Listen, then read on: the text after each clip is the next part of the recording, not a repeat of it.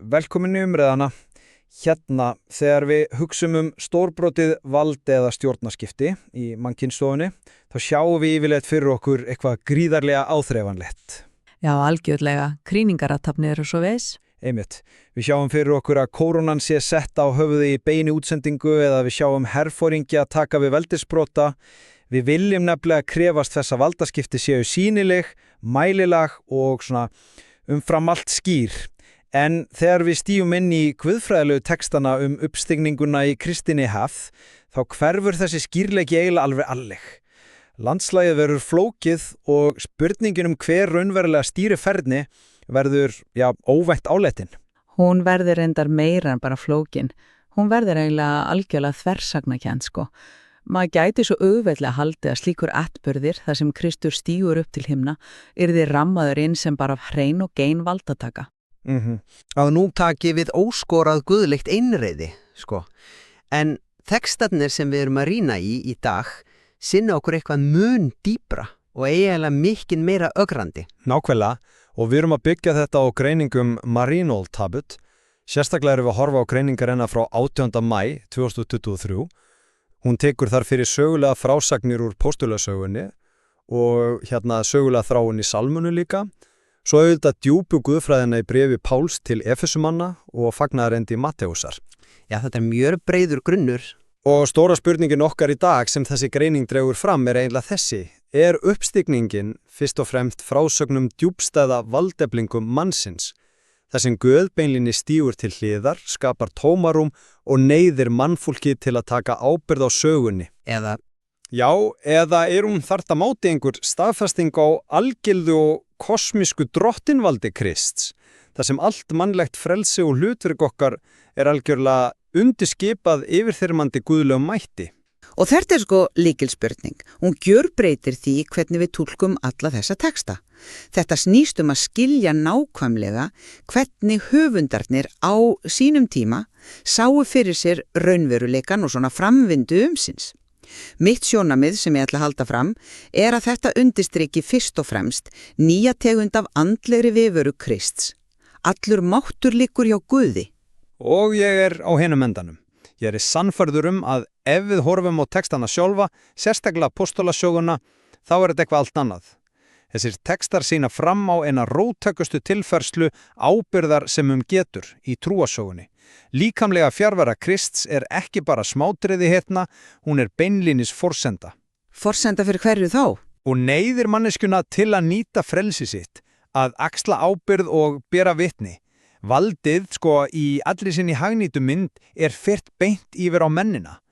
Án frelsismanns og okkar gjörða, þá hefur þessi aðburður eiginlega engar raunverulega merkingu í heiminum, hann bara sýning. Ég hlýt að stíga inn hérna og mótmæla þessari túlkun beint. Ég veit að hún algeng, en ég algjörlega ósammála henni. Mín afstaða sem byggir á nákvæmlega sömu greiningu Tabut svo að textarnir undirstriki nýja altæka nærveru. Kristur alls ekki að yfirgefa svæðið og láta mennunum eftir völdin. En hann fer samt, skýið kemur. Piðaðins, ef við rýnum djúpt í orðalagið, bæli hjá Páli og Matteusi, þá liggur allur mátturinn og öll ábyrgðin áfram hjá Guði. Menninir eru þarna vissulega, því getur engin neitað, en þeir eru bornir uppi á mætti sem þeir stjórna ekki og þeir skilja hann reyndar ekki sinni til fullus. Ok, byrjum þá beint á uppafinu póstulasögunni. Við skulum skoða þennan hápunkt manneslega frelsis. Það búið dregur fram mjög skýrt grundvallaratriði varðandi hjálpræðið. Hún bendir á að hjálpræðið hver sé komið, það sé tilstaðara nú þegar. En að þetta skiptir öllu málið þarna. Mannfólkinu nú eftirlátið algjört frelsi til að ganga inn í það. Já, frelsi til að þiggja það. Einmitt, það engin guðleg þringun lengur. Guð hverfur burt, allavega líkamlega, skýið hýlur Jesú, hann farinn og eftirstanda lærisveinarnir og horfa á nýjan raunveruleika. Tíminn fram að endurkominni skilbreindur beinlinni sem tími vitnisburðurins. Sjá til langs atriði þar sem þeir standa og stara upp í himinin. Já, englarnir 2. Nákvæmlega. 2 englar í hvítum fötum birtast og spyrja þá, mjög beinskeitt, hvers vegna þeir standi þarna og horfið til himins. Ég meina, þetta ekki huggun, þetta tiltal. Þeir eru að reka þá af stað. Þú sér þetta sem sagt sem tiltækla sem á að hvetja til algjörs mannlegs sjálfstæðis. Algjörlega, Hugsa þér hvernig andrúmsloppið í skólastofu breytist þegar kennarinn að leggja fyrir mikilvægt próf. Svo lengi sem kennarinn gengur stofuna, þá horfa nemyndunni til hans. Þeir leita að samþykki, ef tilvitt bara smá vísbendingum hvort jafnan á blaðinu sé rétt. Þeir eru algjörlega óvirku, tíjandi ástandi. Ég að fylgja þér. En leið og kennarinn stígur út úr stofunni og lokar hurðinni, hvað gerist? Þögnin fellur á, skyndilega verður blýanturinn í hendi þeirra helmingi þyngri. Þeir geta ekki lengur reitt sig á sýnilegt valdsvið til að leysa málin fyrir sig. Þeir verða beinlínis að treysta á eigið vit og bera ábyrgð á útreikningunum. Og englarnir eru þá... Englarnir eru beinlínis að reka þá úr þessari óvirku sjálfskoðun og út í kalda raunveruleikann. Þeir eru að segja, kennarinn farin úr stofunni, krakkar. Nú verðið að leysa jöfnuna sjálf. Þetta snýst allt tilfærslu á völdum yfir á hinn mannlega. Þetta mjög myndræn og skemmtileg samlíking hjá þér. En ég kem að þessu frá allt annar átt. Þessi myndlíking þín byggir á eini grunnvallar forsendu sem, að mínu mati, fellur bara alveg sjálfa sig þegar við skoðum guðfræðilega málnotkun og sögulegt samhengi tekstans. Hvaða forsenda? Þín samlíking gerir ráð fyrir að kennarinn sé í raunvölu farin út úr húsi, að fjarveran sé köld staðreind. En tekstin gefur okkur allt aðra sögulega rætur fyrir því sem að gerast. Við verðum að skoða tákmálið mjög nákvæmlega, sérstaklega skýið sem þú nefndir áðan. Já, skýið sem helur hann. Einmitt, þú lest skýið sem eitt verið tjald sem dreigið fyrir sem merki brotvarf. En það bendir á hvernig þetta orð la nuit á frönsku, hvernig þetta tiltekna ský í biblíulegri herð virkar. Skýið hefur aldrei verið merki fjarveru í biblíunni. Í allri sögu Ísraels það sýnilegast og yfirþyrmandi tákn nærveru Guðs. Þú átt við skýstólpan í eyðimörkinni, það ekki? Jú, akkurat. Hugsa skýstólpan sem leiddi Ísraelsmenn í gegnum Rauðahafið, eða skýið sem huldu Sínaí fjall þegar lógmálið var gefið, eða jafnvel skýið við ummyndun Jesú á fjallinu. Þetta ský ekki eitthvað sem á að fela raunveruleikan eða skilja fólk eftir eitt. Þegar skýið umleikur Krist hann ekki að skýða út úr skólastofunni, skýið táknar að hann að skipta birtingamynd til að bróta nýrur veggistofunar alveg. Vá, þetta mjög ólík nálgun, ég verð að viðurkenna það. Já, sáðu til, hann hverfur úr þessari staðbundnu líkamlegu nærveru sem getur aðeins verið á einum stað í einu. Tilgangurinn að hann geti tekið upp titilinn Immanuel sem þýðir Guð með oss en núna á algildan hnattrænan hátt. Þegar englarnir segja þeim að hætta að stara til hímins, þá þið ekki að segja, heyrðu, hann farinn, spjarið ykkur bara sjálf. Heldur hvað þá? Þeir eru miklu frekar að segja, hættið að leita honum í þessari takmörkuðu líkamlegu mynd, vegna að hann núna allstaðar í kringum ykkur, alveg jafn nærverandi og skýstorpin í eyðumerkinu var. Mátturinn hefur færst yfir á alheimstig, en hann var aldrei afhendur mönnunum í þeim skilningi. Ok, ég sé alveg hvers vegna þú heldir þetta, en leiðu mér að gefa smá mótsvar gefa annað sjónarhorn. Ef við fylgjum þessu hugmynd eftir að þessi nærvera sé orðin algjörlega andleg, alltæk, ótengd öllum staðars hvernig í ósköpunum útskýrum við þá alla þessa, eiginlega klaufalegu áherslu á sögulegar og landsfræðilega staðreindir í tekstunum? Vikveið, áttu nákvæmlega. Og enn frekar misræmið milli þeirra. Lúkas fylliðir í póstulasögunni að lærisvennir hafi dvalað í hvorki meira né minna en 40 daga í Jerúsalem eftir upprisuna, svona undirbúningi, einhvers konar speglun á fjöltitugum Jesú í eyðimörkinni. Já, það rétt. En byrju, svo lesum við Guðspjall sama Lúkasar og þar virðist þetta allt eiga sér stað sama kvöld og upprisun átti sér stað, alveg strax í kjölfar atburðana í Eimás. Það er vissilega áhugavert misræmið þar. Ef við kennum það alveg. Og það verður end fondmara Hjá Mattheósi, eins og það búið undirstrikar líka í sínum lestri, gerist uppstillingan ekki einu sinni nálagt Jerúsalem. Hún gerist uppi á fjalli í Galíleu. Og svo hjá Jóhannesi þessi atburður varlega einu sem til sem sjálfstæðir söguleg staðreind. Fyrir mér bendir þetta sögulega og landfræðilega misræmi opbóðslega sterkla til þess að við erum ekki að lesa skrásetningu á hreimum, algildum guðlegum veruleika sem bara allstaðar í einu. Við erum miklu frekar að lesa texta sem djúpt mótaður á takmörkum og mannlegum hvötum. Lúkas þarf í Jerúsalem af því hún passar við hans söguskóðum hefð og lagalegt upphaf. Ég sé hvert þú ert að fara með það. Mattheós velur hins vegar Galileo þegar þess að hann vil ná til heiðingjana. Þetta sannar finnst mér að þetta sýnir fyrst og fremst hóp manna sem finna sér skyndilega, eina og ánsýnsleitóa þegar að reyna að ramma inn nýja, gríðarlega ábyrgð sem var hent í fangið á þeim. Þetta kallar á mannlega virkni ekki bara hvíla í einhverju kosmísk nærveru Guðs. Það er mjög sannfærandi röksemd í gefið þær það og þetta er svona alveg klassísk sögulega gagnrýni. En hefðu hugleikt að ef við skoðum greiningu þaðbóta bakgrunni þessara staðsetninga, þá sjáum við að þessi munur, hvort sem að er Jerúsalem eða Galilea, er alls ekki merkjum að textin sé uppspun eða bara einhver mannleg þreifing í myrkri. Hvað er hann þá? Lúkas og Mattíus eru ekki að stangast á af handahófi, sko. Þeir eru að nota landafræði markvist til að varpa ljósi á nákvæmlega sömu andlegu byltinguna. Binuvi, hvernig geta tvær ólíkar og jafnvel andstæðar staðsetningar varpa ljósi á sömu byltinguna? Þeir gátu ekki verið á tveimur stöðum í einu. Vegna þess hvað þessi staðir tákna í allri sögu Ísraels. Lúkas leggur áherslu á Jerúsalem vegna þess að í spáðómshefðinni eins og til dæmis hjá Jesaja er Jerúsalem sjálfur nafblinn sem allar þjóðir munu að lokum streyma til. Þaðan byrjar þetta. Já, ok, ég kaupi það. En Mattíus hins vegar velur Galilea, hún að meira segja kölluð Galilea heiðingjana, vegna þess að þar lágu stóru verslunarleiðirnar, þar voru hreinlega krosskutur þjóðana. Hann er að sýna fram á algildi valdsins, sýna að bauðdómurinn hefur brotist út úr musterinu sjálfu og til að skilja vélvirkið í þessari hugsun verðum við beinlínis að horfa til Sálms 46 sem það dvelur einmitt við. Já, Sálmur 46, þetta var mjög áhugaverður hluti hjá henni. Þar sjáum við nefnilega nákvæmlega þessa þróun eiga sér stað, hvernig hugmyndinu vald Guðs tekur hálfgerða stökkbreytingu. Sálmurinn segir beinlínis, Guð er konungur allra jarðar, Guð ríkir yfir heiðingjum. Sem er auðvitað mikil breyting frá eldri sálmum. Nákvæmlega, og af hverju gerist svo breyting? Fyrir útlegðuna til Babylon þarna árið 586 fyrir Krist höfðu Ísraelsmenn búið við það sem kallast monolatry eða ættbalkatrú. Þú þeir trúð á ein Guð en... Já. Þeir tilbáðu einn Guð, Jahve, en þeir gerðu algjörlega ráð fyrir að aðra þjóðir hefðu líka sínar raunverulegu Guði. Jahve átti heima í musturinu í Jerúsalem, punktur. En svo kemur Babylon og þeir leggja Jerúsalem algjörlega í rúst að brenna musturið. Fólkið er flutt í útlegð og á þeim tímapunkti stóð fólkið frammi fyrir algjöri andlegri kreppu. Er Guð þeirra þá bara deyður, eða... Akkurat, ef hann á heima í musturinu að musturið er horfið, er hann þá sigraður? Er Guð Babylóníumanna sterkari en þeirra? Það er nákvæmlega þarna í þessari dýpstu krísu sjálfsmyndarinnar sem guðfræðilega svarið verður til.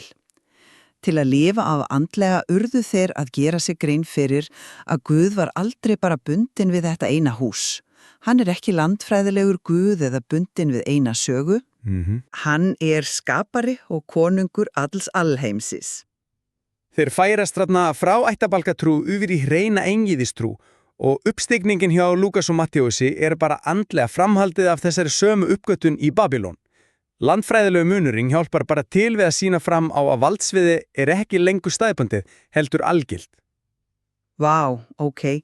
Ég verð að segja að þessi greininga útleiðni og þróuninni úr ættabalkatrú yfir í eingiðistrú er eitt af algjörlega sterkustu þemunum í þessu öllu. Frábær söguleg skýring hjá þér líka við að vei. En, og nú ætla ég að halda mig við sama texta. Við skulum rýna aðeins lendra í þennan sama salm, því hann geymir líka gríðarmikla kröfu. Ok, þar stendur ekki bara Guð sé konungur, þar er kalla beint til mannfólksins líka. Allar þjóðir klappi saman lófum. Fagnið Guði með gleðiópum. Konungdómur Guðs sé kynntur að þann hátt að hann hreinlega kallar eftir mannlegum viðbröðum. Hann krefst mannlegra viðurkenningar og þáttöku. Og það færir okkur óhjákvæmlega að kannski stærstu þversögninni í þessu ellu. Byrðin að finna mikla boðunar starfi. Já, missjónskipuninni. Æmitt. Ef við göngum út frá þínu kenningum og Guð hafi þetta algilda drottin vald ef honum er gefið allt vald á hinni og jörðu eins og þú sagði áðan, þá hljótum við að spyrja, hvers vegna í óskupunum að leggja þetta glæfranlega og hættulega hlutverk á herðar fára, ófullkomna manna. Þrubul sjálf notar orðið folly á frönsku sem mætti þýða sem guðdómleg fásinna eða klikkun þetta plan. Já, en það vegna þess að stórbrotið vald nýti sér ofta smáa til að verða sýnilegt í sögulegum raunveruleika, sko. En hugsaðu bara þeim afleiðingarnar af þessu. Hugsaðu nákvæmlega hvað þeim falið. Við erum ekki að tala einhvern einfaldan vínarlegan siðfærisbóðskap. Matteus tekur það sérstaklega fram að jafnvel uppi á þessu fjalli í Galili og andspjallna sjámum uppreisna, þá eigast sumir af þeim. En samt þessum brothrætta hópi falið að fara og gera allar þjóðir að lærisveinum. Og hvernig? Með því að skýra þau. Já, en með því að skýra í nafni Föður, Sónar og Heilagsanda. Þessi þrenningarformúla ein og sér, hún var auðvitað guðfræðilega bylting, en hún var sprengja í táverandi samfélagi. Hvers vegna? Af því að fyrsta alda gyðingdómurinn hvíldi allur á Shema Ísrael, hlýð Ísrael. Drottninni vor góð, hann einn drottin. Já, þeir voru alveg gallharðir á því. Nákvæmlega. Að kasta fram þeirri kenningu upp úr þurru eiginleg að 3 persónur deili þessum eina guðdómi, það hljómaði bara í eyrum yfirvalda eins og algjör heiðni. Þetta var bara fjölgyðustrú eða bein guðlostun. Það lá dauðarefsing, grýting við guðlostun sko. Og að láta þetta glæfralega plan fíla á mönnum sem vita vel að þeir getu verið stífðir niður hvenar sem Þetta sannar finnst mér að textin fjallar fyrst og fremst djúpa fórn og ofur ábyrðu. Guð hefur stigið til hliðar og gett allt háð hugrekki mannslegs frelsis. Mér þykir það leitt en ég kaupi þetta einfallega ekki. Ég varð að grípa inn í hérna af því að þú ætti að líta þetta algjörlega út frá sjónarhóli mannslegs kvíða en þú ætti alveg að gleyma aflvakanum sjálfun. Hvaða aflvaka? Hvernig þá? Jú, sjáðu til. Þú dregur upp frábæra og mjög raunsæja mynd af því hversu hættulegt þetta verkefni var á fyrstu öld. Kvíðin og dauðaógnin hjá lærisveinunum. Þetta var raunverulegt, því neita ég ekki. En þú hunsar algjörlega grundvallarstyrkin sem þeim var beinlínis gefin. Leyfðu mér að segja þér hvers vegna. Þú horfir bara á byrðana en ekki á það hver það sem raun og veru ber hana. Sebus fangar þessa spennu svo rosalega vel þegar hún deilir dæmisögunni af Jóhannesi 23. páfa. Já, dæmisagan. Já, þessi saga nefnilega ekki bara eitthvað skraut hérna, hún eiginlega algjör líkilega skilningi okkar. Þegar Angelo Roncalli, eins og hann hét, var nýkjörinn páfi árið 1958, þá tók hann við gríðarlegu veldi en á sama tíma hræðilegri pressu. Hann stóð frammi fyrir kalda stríðinu, hann hafði ábyrgð á sáluhjálp tæplega milljards manna. Þetta mjög sambærilegur yfirþyrmandi þristingur og lærisvaninn hljóta hafa fundið fyrir. Já, maður fyrir ekkert að sofa svona mjög rólegur með það að bakinu. Akkurat. Og sagan segir ímitt að fyrstu dagan eftir kjörið að hafa hann legið algjörlega andvaka, hugurinn var á yfirsnúningu. Hvernig átti hann að bera þessa byrði? En eina nóttina, þegar hann lá andvaka og var að sturlast úr álagi, sagði hann skyndilega við sjálfan sig, Angelo, vertu ekki svona mikilvægur með þig. Ábyrðin á kirkjunni ekki þín, hún heilags anda. Og viti menn, hann snirði sér einfallega á hinna hliðina og sopnaði værum blundi. Ok, það reynda fyrir ekki að fyndi. Já, en hugsa guðfræðina þessu. Þessi staðreind að ábyrðin liggur ekki í manneskjunni breytir algjörlega öllum hvernig við að lesa þessa texta. Þegar að Kristur segir farið við að þá hvílir svo skipun nákvæmlega ekki á sjálfstrausti mannfólksins eða hæfileika þeirra til að standast ósóknir. Hún hvílir beinlínis á lofurðinu sem kemur beint á undan. Allt vald mér gefið og skírnin sjálf dregur þetta fram líka. Þú átti við franska orðið sem hún notar? Já, þákung bendir á fransku þýðingan á því að skýra sem plonger eða dýfa einhverjum óman í vatn. Lærisveininir ekki þarna úti að stofna klubb eða framkvæma einhverja mannlega stjórnsýslu. Að skýra þýðir að dýfa fólki beint inn í veruleika þreiningarnar.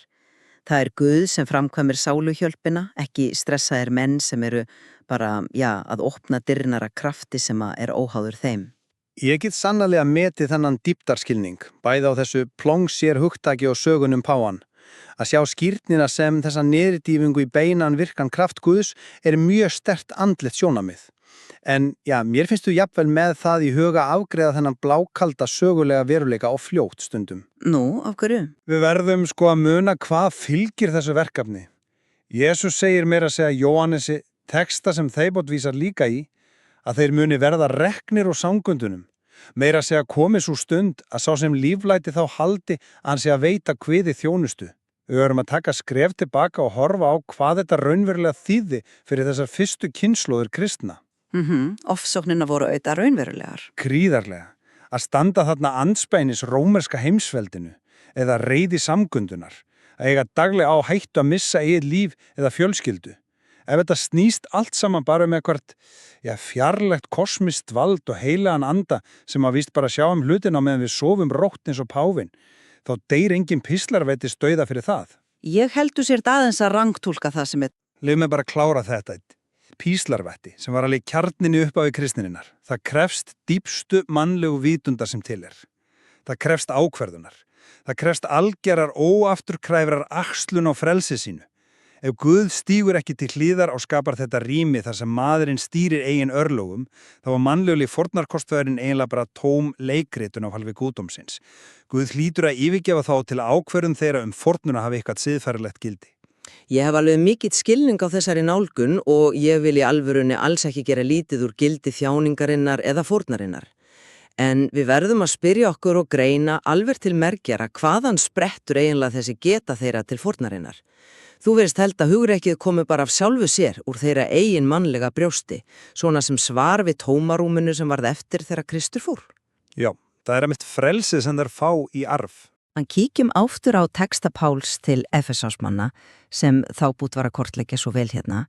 Þar biður Páll beinlínis að tilvitnun augi hjartans verði upplýst. Svo lærisveinarnir fái yfirleitt skilið hvaða afl þetta er sem knýr þá áfram. Hann kallar það óbærilegan kraft, nákvæmlega sama kraft og reisti Krist frá dauðum.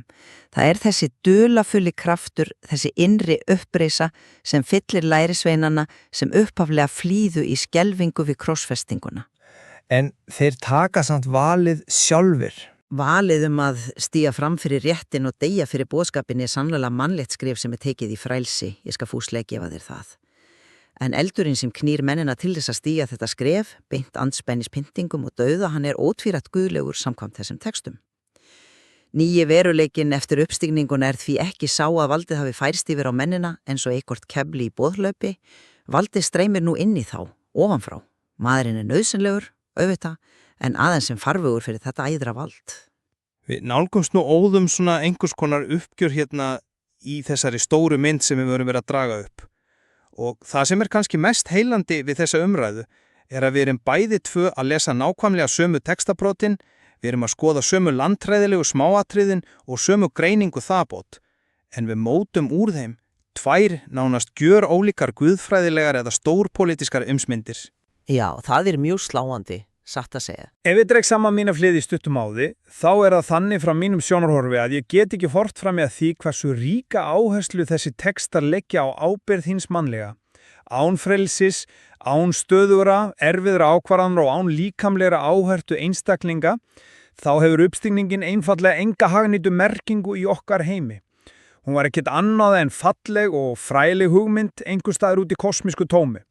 Sýnileg fjarvera Krists lítur að skapa það rými sem maðurinn þarf til að fullorðnast og taka við stýrinu á sögunu. Og mitt lokasvar við því og það sem ég tel alltaf vera dýpsta kjarna textana er að draga fram þetta algildi og dýrð hins guðlega fyrirkomulags. Uppstigningin í minni lesningu snýstur einlega ekki mannlegt sjálfstæði eða að losa mannfólkið undan leiðsögn skaparans. Hún snýst að lyfta Kristi ofar öllum mögulegum völdum, stórvöldum og kerfum í alheiminum. Það er kraftur heilags anda sem ber upp í sjóguna alveg óháða því hversu ófullkomnir við erum.